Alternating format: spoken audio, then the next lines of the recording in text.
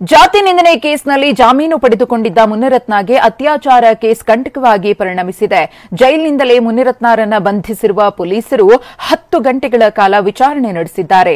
ಈ ಸುದ್ದಿಗಳನ್ನು ನೋಡೋಣ. ಮುನಿರತ್ನ ಲಾಕ್ ನ್ಯೂಸ್ ಟಾಪ್ 9ನಲ್ಲಿ. ಮಹಿಳೆ ಮೇಲೆ ಅತ್ಯಾಚಾರ ಕೇಸ್ಗೆ ಸಂಬಂಧಿಸಿದಂತೆ ಶಾಸಕ ಮುನಿರತ್ನ ಬಂಧನವಾಗಿದ್ದು ಕಗ್ಗಲೀಪುರ ಸ್ಟೇಷನ್ನಲ್ಲಿ ತೀವ್ರ ವಿಚಾರಣೆಗೆ ಒಳಪಟ್ಟಿದ್ದಾರೆ. ನಿನ್ನೆ ಪರಪ್ಪನ ಅಗ್ರಹಾರ ಜೈಲಿನಿಂದ ಜಾಮೀನಿನ ಬಳಿಕ ರಿಲೀಸ್ ಆಗ್ತಿದ್ದಂತೆ ಗೇಟ್ ಬಳಿಯೇ ಕಾದಿದ್ದ ಕಗ್ಗಲೀಪುರ ಸ್ಟೇಷನ್ ಪೊಲೀಸರು ಬಂಧಿಸಿದ್ದಾರೆ. ವೈದ್ಯಕೀಯ ತಪಾಸಣೆ ಬಳಿಕ ಸ್ಟೇಷನ್ಗೆ ಕರೆದೊಯ್ದು ವಿಚಾರಣೆ ನಡೆಸಿದ್ರು.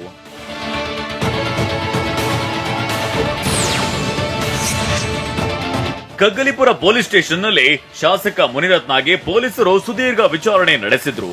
ಬೆಳಿಗ್ಗೆ 10 ಗಂಟೆಯಿಂದ ರಾತ್ರಿ 8 ಗಂಟೆವರೆಗೆ ಅಂದ್ರೆ ಸುಮಾರು 10 ಗಂಟೆಗಳ ಕಾಲ ವಿಚಾರಣೆ ನಡೆಸಿದ್ರು.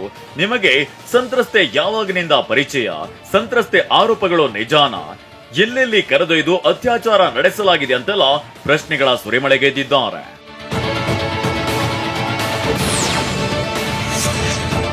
ಕಾಂಟ್ರಾಕ್ಟರ್ ಆಗಿ, ಶಾಸಕನಾಗಿ, ಸಿನಿಮಾ ನಿರ್ಮಾಪಕನಾಗಿ ಐಷಾರಾಮಿ ಜೀವನ ನಡೆಸುತ್ತಿದ್ದ ಮುನಿರತ್ನ ಈಗ ಸಾಮಾನ್ಯ ಆರೋಪಿ ಅಂತಾಗಿದ್ದಾರೆ.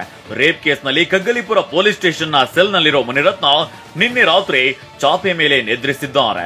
ಸಾಮಾನ್ಯ ಆರೋಪಿಗೆ ನೀಡುವಂತೆ ಪೊಲೀಸರು ಚಾಪೆ ಮತ್ತು ದಿಂಬನ್ನ ನೀಡಿದ್ರು.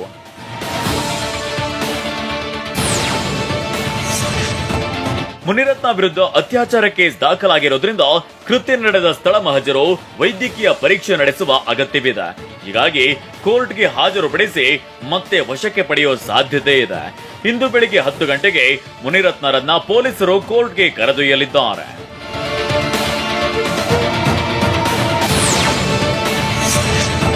ಮುನಿರತ್ನ ವಿರುದ್ಧದ ಅತ್ಯಾಚಾರ ಪ್ರಕರಣದಲ್ಲಿ ಜಾಮೀನು ಕೋರಿದ್ದ ಅರ್ಜಿ ವಿಚಾರಣೆಯನ್ನ ಸೆಪ್ಟೆಂಬರ್ 23ಕ್ಕೆ ಮುಂದೂಡಲಾಗಿದೆ.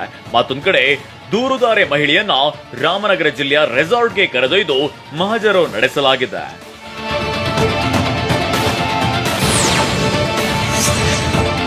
ಮುನಿರತ್ನ ವಿರುದ್ಧ ಭಯಾನಕ ಆರೋಪವೇ ಕೇಳಿ ಬಂದಿದೆ. ಅದೇನಂದ್ರೆ ಮುನಿರತ್ನ ತಮ್ಮ ಎದುರಾಳಿಗಳನ್ನ ಹಣಿಯೋದಕ್ಕೆ HIV ಸೋಂಕಿತರನ್ನ ಬಿಡ್ತಿದ್ರು ಅನ್ನೋದು. ಇನ್ಸ್ಪೆಕ್ಟರ್ಗಳು, ಜನಪ್ರತಿನಿಧಿಗಳು, ಕಾರ್ಪೊರೇಟರ್ಗಳಿಗೂ ಮುನಿರತ್ನ ಗಾಳ ಹಾಕ್ತಿದ್ರಂತೆ. HIV ದೃಢಪಟ್ಟ ಸೋಂಕಿತರನ್ನೇ ಕಳುಹಿಸಿ ಹನಿ ಟ್ರ್ಯಾಪ್ ಮಾಡ್ತಿದ್ರಂತೆ. ಹೀಗಂತ ಸಂತ್ರಸ್ತೆ ದೂರಿನಲ್ಲಿ ಉಲ್ಲೇಖಿಸಿದ್ದಾಳೆ. ಈ ಆರೋಪ ಹೊರಬರ್ತಿದ್ದಂತೆ ರಾಜ್ಯ ರಾಜಕಾರಣ ರಣರಣ ಅಂತಿದೆ.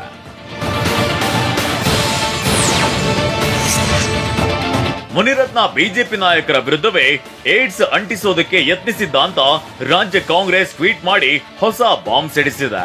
ಮುನಿರತ್ನರ ದ್ವೇಷದ ರಾಜಕೀಯಕ್ಕೆ, ಭ್ರಷ್ಟಾಚಾರಕ್ಕೆ ಗುರಿಯಾದವರಲ್ಲಿ ಬಿಜೆಪಿ ನಾಯಕರು ಹೊರತಾಗಿಲ್ಲ. ಮಾಧ್ಯಮ ವರದಿಗಳ ಪ್ರಕಾರ ಸ್ವತಃ ಬಿಜೆಪಿ ನಾಯಕ ಅಶೋಕ್ ಅವರಿಗೆ ಏಡ್ಸ್ ಸೋಂಕು ತಗುಲಿಸಲು ಪ್ರಯತ್ನಿಸಿದ್ದ ಆಘಾತಕಾರಿ ಸಂಗತಿ ಹೊರಬಂದಿದೆ. ಇಂತಹ ವಿಕೃತರನ್ನ ತಲೆ ಮೇಲೆ ಹೊತ್ತು ಮೆರೆಸುವ ಬಿಜೆಪಿ ಪಕ್ಷದ ನಾಯಕರು HIV ಪರೀಕ್ಷೆ ಮಾಡಿಸಿಕೊಂಡು ಏಡ್ಸ್ ನಿಯಂತ್ರಣದ ಅಭಿಯಾನಕ್ಕೆ ಸಹಕರಿಸಬೇಕು.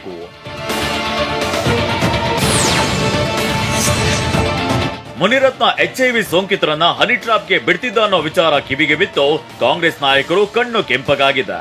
ಜೆಡಿಎಸ್ ಬಿಜೆಪಿ ನಾಯಕರನ್ನ ಎಳೆತಂದಿರೋ ಕೈಕಲಿಗಳು ಮಾತಲ್ಲೇ ಕತ್ತಿ ಝಳಪಿಸಿದ್ದಾರೆ. ಏಡ್ಸ್ ರೋಗ ಇದೆ ಅಂತ ಗೊತ್ತಿರೋ ಅಂತವ್ರನ್ನೇ ಕರ್ಕೊಂಡು ಬಂದು ಅವ್ರ ಕಡೆಯಿಂದ ಹನಿ ಟ್ರ್ಯಾಪ್ ಮಾಡಿಸಿ ಆ ಬೇರೆಯವರೆಗೂ ಕೂಡ ಏಡ್ಸ್ ರೋಗವನ್ನ ಹರಡಿಸಿದ್ದಾರೆ ಅನ್ನುವಂತ ಸಂಗತಿಗಳು ಕೂಡ ದೂರುಗಳಿಂದ ಇವತ್ತು ಬಂದಿದೆ. ಅಶೋಕ್ ಅವರು ಇದನ್ನ ಖಂಡನೆ ಮಾಡಿದ್ದಾರ? ಅವರ ಸಪೋರ್ಟ್ ಇಲ್ಲದೆ ಇದೆಲ್ಲ ನಡೆಯುತ್ತಾ? ಯಾರು ಕೇಳಿಲ್ಲ, ಜೊತೆಗೆ ನೋಡೂ ಇಲ್ಲ. ಇಂಥ ಕಾರ್ಯಾಚರಣೆಗಳನ್ನ ಬಹುಶಃ ಬೇರೆ ಬೇರೆ ವಿದೇಶಗಳಲ್ಲಿ ಈ ತರದ ಬಯಾಲಜಿಕಲ್ ವಾರು ನಡೀತದೆ ಅಂತಕ್ಕಂಥದ್ದು ಇಲ್ಲಿ ಝುವಾಲಜಿಕಲ್ ವಾರು ಪ್ರಾರಂಭ ಆಗಿರೋಂಗೆ ಕಾಣಿಸ್ತದೆ. ಮುನಿರತ್ನ ಒಬ್ಬರೇ ಇಲ್ಲ ಇದರಿಂದ. ಎಲ್ಲೋ ಒಂದ್ ಕಡೆ ಅಶೋಕ್ ಅವರು, ಕುಮಾರಸ್ವಾಮಿ ಅವರು, CT ರವಿ ಅವರ ಕುಮ್ಮಕ್ಕಲ್ಲಿ ಮುನಿರತ್ನವರು ಮಾಡ್ತಾ ಇದ್ದಾರೆ ಅಂತ ನಾವು ಭಾವಿಸ್ತೇವೆ. ಮುನಿರತ್ನ ವಿರುದ್ಧ ಕಾಂಗ್ರೆಸ್ ಒಕ್ಕಲಿಗ ಅಸ್ತ್ರ ಪ್ರಯೋಗ ಮಾಡ್ತಿದೆ. ಇದರ ಭಾಗವಾಗಿಯೇ ಒಕ್ಕಲಿಗ ಸಮುದಾಯದ ಸಚಿವರು, ಶಾಸಕರ ನಿಯೋಗ ಸಿಎಂ ಸಿದ್ದರಾಮಯ್ಯರನ್ನ ಭೇಟಿ ಮಾಡಿದೆ. ಅಟ್ರಾಸಿಟಿ ಕೇಸ್ ದುರ್ಬಳಕೆ ಸಂಬಂಧ ಪ್ರಕರಣ ತನಿಖೆಗೆ SITಗೆ ವಹಿಸುವಂತೆ ಸಿಎಂ ಮುಂದೆ ಪಟ್ಟು ಹಿಡಿದಿದ್ದಾರೆ. ಇದಕ್ಕೆ ತಿರುಗೇಟು ಕೊಟ್ಟ ವಿಪಕ್ಷ ನಾಯಕ ಅಶೋಕ್ ಕಾಂಗ್ರೆಸ್ ಅಂದ್ರೆ ಡಬಲ್ ಸ್ಟ್ಯಾಂಡರ್ಡ್ ಅಂತ ಜರಿದಿದ್ದಾರೆ. ನಿನ್ನೆ ಭೇಟಿ ಮಾಡಿದರಂತೆ ಎಲ್ಲ ಒಕ್ಕಲಿಗ ಶಾಸಕರನ್ನ ಕಾಂಗ್ರೆಸ್ನವರು. ಮುನಿರತ್ನ ಅವ್ರ ಮೇಲೆ, ಶಾಸಕರ ಮೇಲೆ 3 ಕಂಪ್ಲೇಂಟ್ಗಳು ರಿಜಿಸ್ಟರ್ ಆಗಿದ್ದಾವೆ. ಅವನ್ನೆಲ್ಲ SIT ಕುಡಿ ಅಂತ ಹೇಳ್ತಾ ಇದ್ದಾರೆ. ಒಕ್ಕಲಿಗ ಕಾಂಗ್ರೆಸ್ ನಾಯಕರು ಅಂತ. ಅವ್ರು ಒಕ್ಕಲಿಗ ಕಾಂಗ್ರೆಸ್ ನಾಯಕರಷ್ಟೇ. ಒಬ್ಬ ಒಕ್ಕಲಿಗ ಪ್ರಧಾನಮಂತ್ರಿ ಆದಂಥವ್ರು ಅವ್ರನ್ನ ಮುಗಿಸುವಂತ ಸಂಚು ಮಾಡಿದ್ರಲ್ಲ ನೀವು ಕಾಂಗ್ರೆಸ್ ಅವರಲ್ಲ, ಅವಾಗ ಯಾಕೆ ಹೋರಾಟ ಮಾಡಲಿಲ್ಲ ನೀವು ಒಕ್ಕಲಿಗರು?